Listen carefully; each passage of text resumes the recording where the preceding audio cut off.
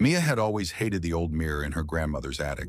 It was massive, with an ornate gold frame that seemed too elaborate for such a dusty, forgotten space. The glass was tarnished, creating strange ripples that distorted her reflection. As a child, she'd always felt uneasy around it, swearing that her reflection moved when she didn't. But now, as an adult, Mia had inherited the house. Cleaning it out was a daunting task, and the attic was her least favorite place. Yet there she was, standing in front of the mirror, staring at her distorted reflection once again. She didn't want to keep it, but something about the mirror was compelling, as if it dared her to look closer. She reached out, brushing her fingers against the cold, dusty surface. Her reflection didn't mimic her movements. Mia froze.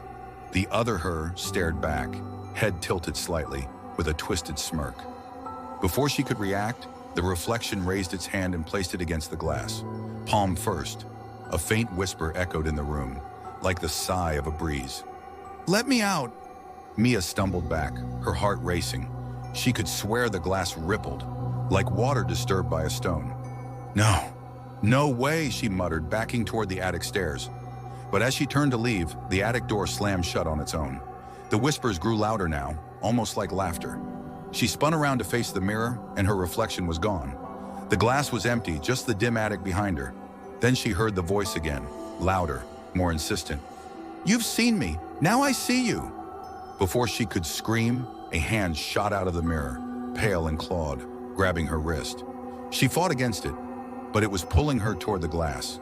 She could feel the cold seep into her skin, her strength fading. The last thing she saw was her own terrified face being dragged into the mirror. When her family came looking for her days later, they found the attic empty, except for the mirror. Her reflection was there, though. It smiled at them as they stared in horror. And when they turned to leave, the mirror whispered their names.